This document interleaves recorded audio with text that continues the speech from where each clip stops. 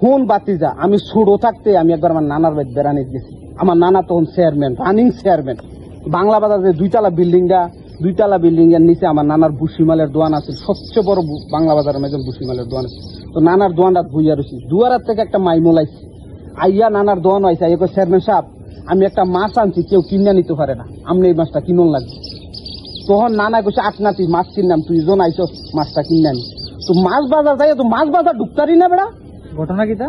এক ফুড়ি মাছ, তোর মাছের অর্ধেকটা হইলো মাছ বাজারের ভিতরে, আর ল্যান্ডাটা মাছ বাজারের বাহিরে, এত বড় ফুড়ি মাছ।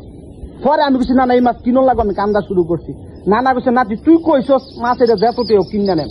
তো এই মাছ কিনা তোর মনে হয় 7-8 জন মানুষে কান্দ করে আনছে নানারা ভাই। তখন নানা চেয়ারম্যান নানি সারা ইউনিয়নের মানুষের দাওয়াত দিয়ে মাছটা খাওয়াইছে।